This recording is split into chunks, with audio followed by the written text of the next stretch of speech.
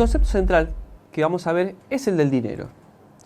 El dinero en papel en sus comienzos tuvo una fuerte resistencia a ser aceptado, ya que las personas creían que no tenía el respaldo que sí tenían las monedas en metal.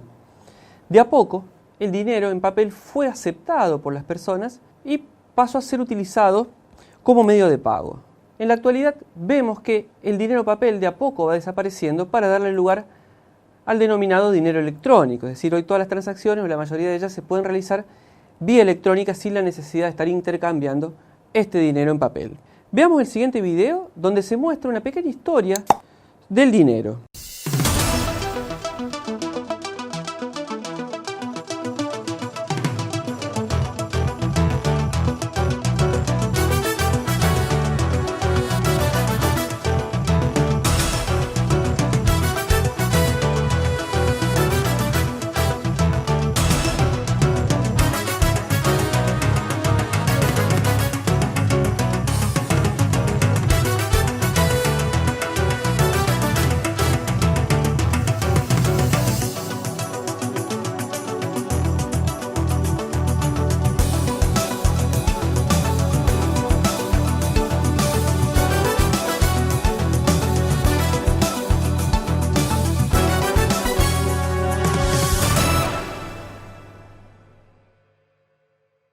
El dinero tiene tres funciones básicas.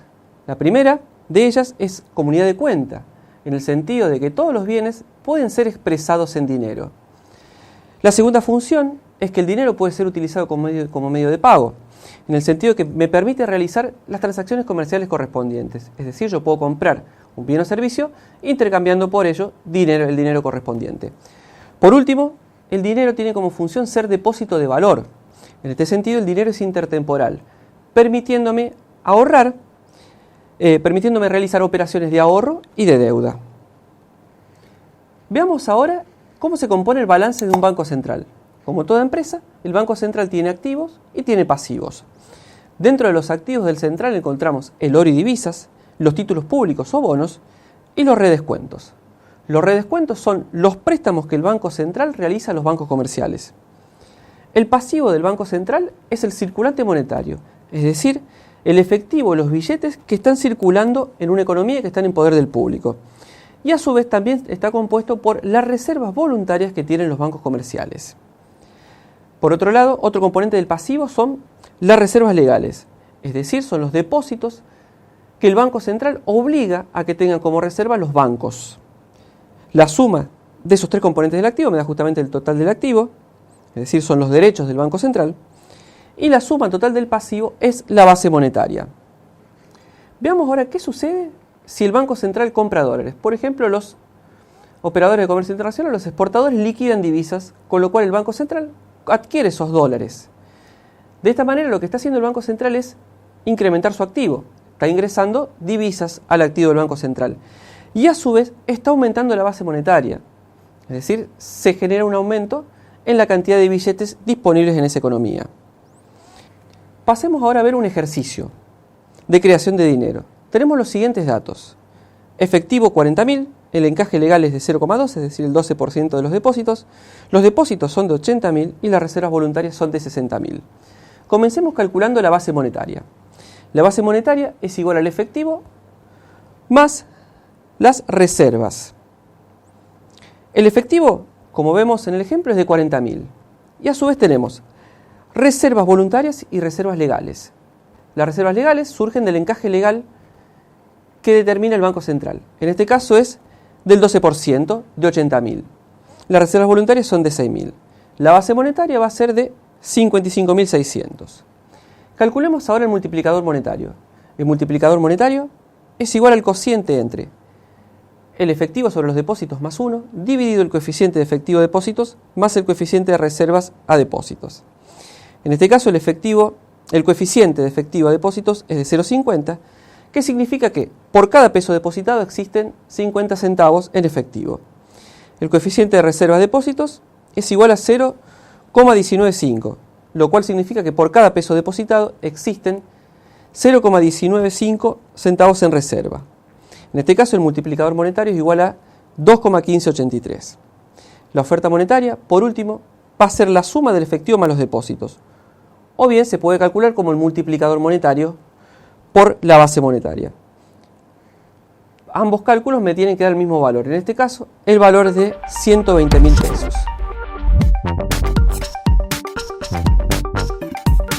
Vamos a analizar el concepto central de inflación. En Argentina, el INDEC es el organismo encargado de llevar las estadísticas nacionales. Veamos el siguiente video para comprender un poquito más sus funciones. El Instituto Nacional de Estadística y Censos es el organismo técnico que ejerce la dirección superior de las actividades estadísticas oficiales en la Argentina. Produce información demográfica, social y económica de relevancia que sirve como base para la planificación de políticas públicas y, a su vez, brinda herramientas para las proyecciones e investigaciones de ámbitos académicos y privados. El INDEC rige el Sistema Estadístico Nacional, integrado por los servicios estadísticos de organismos nacionales y provinciales. Además, impulsa el desarrollo de mediciones a nivel municipal a través del Sistema de Estadística Local. Con el fin de asegurar y actualizar la calidad de su producción, sostiene relaciones de cooperación con entes regionales e internacionales e institutos de otros países. La participación ciudadana y la colaboración de actores diversos son fundamentales en el proceso de producción estadística. Al estudiar el concepto de inflación, fuimos analizando los siguientes conceptos. ¿En qué consiste cada uno? Costos de menú. El costo de menú es el costo para las empresas de actualizar constantemente los precios a medida que se produce un proceso inflacionario. Los costos de suela de zapato, por otro lado, son el costo que tenemos de ir a extraer periódicamente dinero en procesos inflacionarios. El efecto Fisher es la actualización que hay que realizarle a la tasa de interés al ritmo de la inflación. Es decir, la tasa de interés nominal va a ser igual a la tasa de interés real más la tasa de inflación. O bien la tasa real de interés es igual a la tasa de interés nominal menos la tasa de inflación. Por último, la curva de Phillips nos muestra la relación entre el desempleo y la inflación. En el corto plazo, esta relación es negativa, mientras que a largo plazo no existe ningún tipo de relación. Veamos ahora un ejemplo para calcular una tasa de inflación.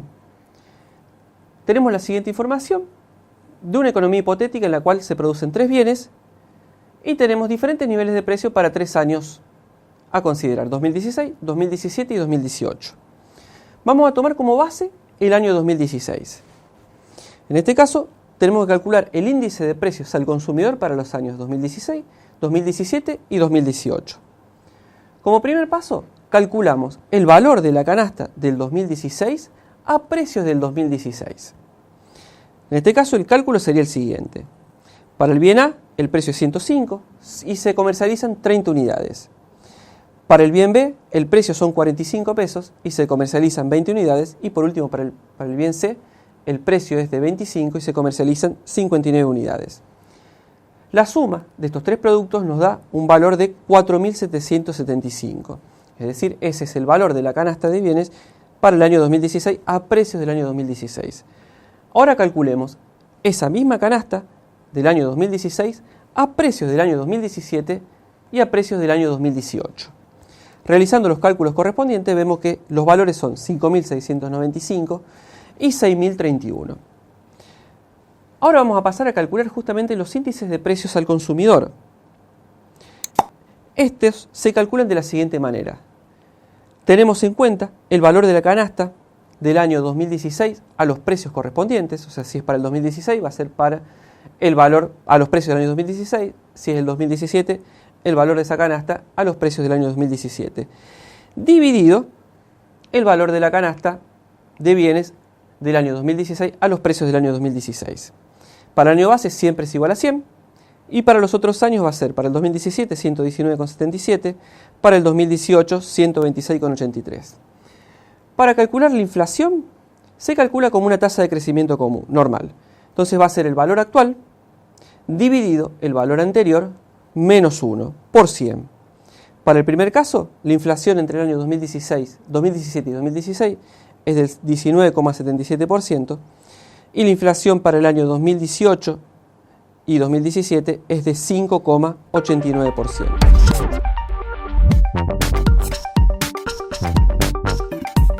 Del PBI real de Argentina para el periodo 1970-2010. Como pueden ver en el gráfico, salvo en la década del 80, hubo una tendencia creciente. La línea azul nos indica la tendencia, mientras que la línea negra nos indica la evolución real, la cual nos va a mostrar desvíos en la tendencia, que son los ciclos económicos. Tomemos como ciertos ejemplos la crisis del 2001. En la crisis del 2001, como ven, se produce lo que se denomina un valle. En este caso se produce una gran caída del PBI. Otro ejemplo puede ser el efecto tequila en la década del 90, en lo cual se produjo justamente otra caída en el PBI. Ahora bien, ¿cuáles son las causas de estos ciclos económicos? Las causas pueden ser dos. Tenemos por un lado shock de demandas y por otro lado shock de ofertas. Como ejemplo de shock de demandas encontramos políticas monetarias, como un aumento de la oferta monetaria, o políticas fiscales. Como ejemplo podemos mencionar un aumento del gasto público. En lo que respecta a shock de ofertas, estos pueden ser transitorios o pueden ser permanentes. Un shock de oferta transitorio puede ser una caída en los precios internacionales. Por ejemplo, el aumento de los precios internacionales también puede ser un shock de oferta positivo, como ocurrió en Argentina en la década del 2000 con el aumento del precio de la soja. Es decir, que este aumento en ese precio internacional generó un shock de oferta importante. O bien pueden producirse catástrofes naturales como terremotos, o bien huelgas que generen shock de ofertas transitorios. Como shock de ofertas permanentes puede ser el descubrimiento de algún factor económico como el descubrimiento de petróleo, un cambio tecnológico, es decir, son incrementos o son cambios que generan aumentos permanentes en la oferta.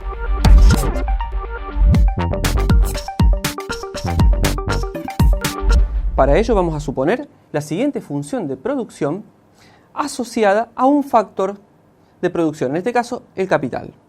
Suponemos a su vez dos países, el país G y el país F. Cada país va a tener inicialmente una determinada cantidad del factor de capital que le va a generar un nivel de producción correspondiente. El país G tiene una cantidad de factor G1 que le genera un nivel de ingreso, un nivel de producción de Y1G. Por otro lado, el país F tiene un nivel de factor F1 que le genera una producción de Y1F. Ahora bien, ambos aumentan su cantidad del factor en el mismo nivel, pasando para el país G de G1 a G2 y para el país F de F1 a F2. La diferencia entre F2 menos F1 y G2, G1 es exactamente la misma, es decir, ambos países aumentaron su factor en el mismo volumen, en el mismo monto. Ese aumento del factor genera justamente un impacto en el nivel de producción. Veamos este impacto para cada país. Para el país G, el incremento en el nivel de producción es la diferencia entre Y2G y Y1G. Es decir, que su nivel de producción aumentó en una proporción alta. Para el país F, que comenzaba con un nivel de producción mayor, el aumento en el nivel de producción es menor que el otro país, ya que va a surgir la diferencia entre Y2F y Y1F. En este caso vemos que la tasa de crecimiento del país relativamente más pobre, en el ejemplo es el país G, es mayor que la tasa de crecimiento del país relativamente más rico, que es el país F. Si este crecimiento es sostenido, el país G puede llegar a converger al país F, es decir que su tasa de crecimiento va a ser siempre mayor que la del país F hasta que en un momento se igualen los niveles de producción. Esto se debe a los rendimientos decrecientes del factor, ya que un aumento del factor cuando es escaso genera un aumento de la producción mucho mayor que cuando este factor es abundante. Veamos ahora cuál de las siguientes estrategias consiste en una política de crecimiento de largo plazo. La protección de la propiedad intelectual. La protección de la propiedad intelectual genera que se protejan los derechos de propiedad de un invento, por ejemplo. Esto genera confianza y genera que la empresa que invirtió en investigación y desarrollo pueda apropiarse de esos resultados. La estabilidad económica y política genera un clima para incrementar el nivel de inversión y previsión para la planificación de proyectos a largo plazo. La apertura comercial genera mayor posibilidades de consumo y de producción, lo que genera un acceso a tecnología de otros países para incrementar justamente mi nivel de producción y generar una disminución en los costos unitarios de producción. La investigación y desarrollo también genera una mayor probabilidad de generar cambios tecnológicos y de innovación. Por otro lado, la política fiscal expansiva y la política monetaria expansiva son políticas de corto plazo. La política fiscal expansiva puede generar endeudamiento si se implementa de manera incorrecta o irresponsable. Por último, la política monetaria expansiva también es de corto plazo y el efecto que genera es un aumento en el nivel general de precios, es decir, que genera inflación si se aplica de manera irresponsable.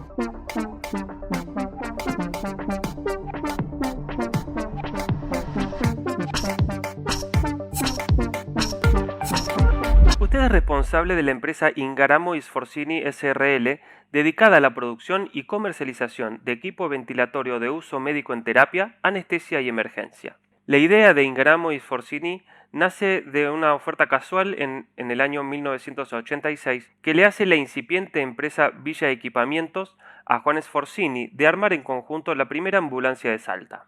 Hacia 1996 se funda la instalación de Nueva Roma, llegando a tener 5 empleados para dar lugar en 1997 al lanzamiento de una línea de equipamientos para anestesia y en 2000 a los productos de terapia Ingaramo Sforzini Z04. Con la crisis del 2001 se termina la actuación de Nueva Roma y decide dividir la participación de los 8 empleados en 2 plantas, una ubicada en Córdoba y la otra en Santa María, Brasil, la cual realizó su primera exportación en 2012 y actualmente se localiza en Jaraguá do Sul, Brasil. Con la inauguración de la planta, la mexicana, se comienza a producir equipos de respiración Luft para contar actualmente con 51 empleados y ser Ingaramo Sforzini S.r.l. líder en equipamientos de ambulancias y únicos proveedores nacionales. Actualmente la empresa está trabajando en la certificación CE, obligatoria para poder comercializar con países de la Unión Europea. La empresa exporta a Uruguay, Bolivia, México, Ecuador, Curazao, Indonesia y Malasia, y todos los años participa de la Feria Internacional Hospitalar, que se realiza en Sao Paulo, Brasil. A continuación, se plantean distintas situaciones en las cuales deberá aplicar conceptos desarrollados en este módulo. Situación 1. Con el objetivo de reactivar la economía nacional, el Banco Central de la República Argentina decide aplicar una política monetaria expansiva, financiando parte del déficit público del Estado. Esa mayor cantidad de dinero en efectivo volcado al mercado interno va a generar ciertos efectos en la economía, como ser una reactivación ante el aumento del consumo interno por parte de los particulares, aspecto que la empresa tiene en cuenta, ya que puede incrementar sus ventas dentro de las fronteras nacionales. Sin embargo, Ingaramo Sforzini conoce que a pesar de estos efectos positivos, también van a existir otro tipo de efectos negativos relacionados con el aumento en el nivel general de precios. Por este motivo, la empresa busca determinar a cuánto ascenderá a largo plazo la tasa de inflación. Situación número 2. El Gobierno Nacional decide implementar una política fiscal expansiva para lograr una reactivación económica del país mediante un aumento del gasto público, entre partidas dirigidas especialmente a los sectores más vulnerables. Ingaramo Sforzini no es ajena a esta situación, pero también busca establecer cuáles serán los efectos de esta política fiscal expansiva. Para ello, la empresa va a hacer uso del modelo propuesto por la curva de Phillips, trabajando en el corto plazo.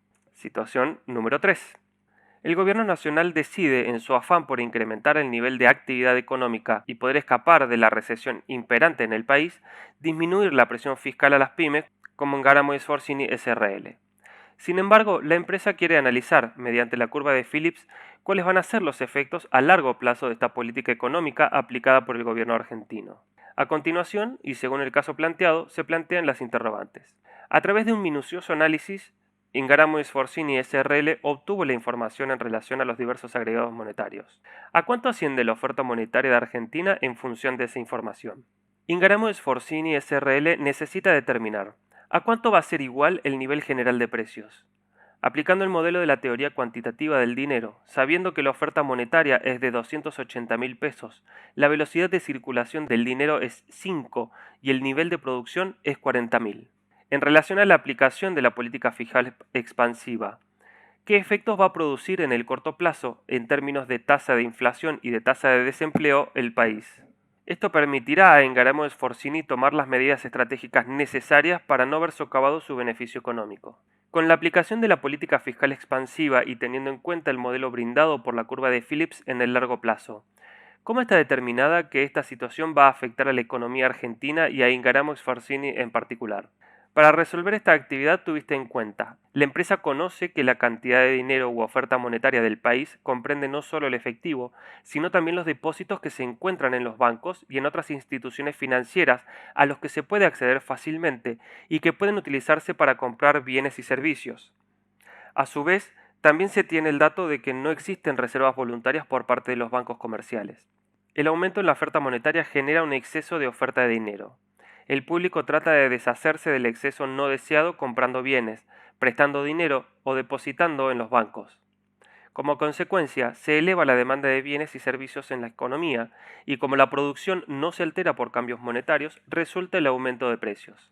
Un aumento en el gasto público va a generar un aumento en la demanda agregada del país, desplazándola hacia arriba y a la derecha, con lo cual se produce un aumento en el nivel general de precios y en el nivel de la actividad económica. Es importante analizar la situación de la economía del país en el largo plazo, ya que el efecto inflacionario que generó la política fiscal expansiva en el corto plazo continúa actuando, pero sin generar efecto alguno en el nivel de producción, ya que al aumentar los precios, se producen ajustes en los salarios de la economía, provocando un aumento en los costos de producción de las empresas.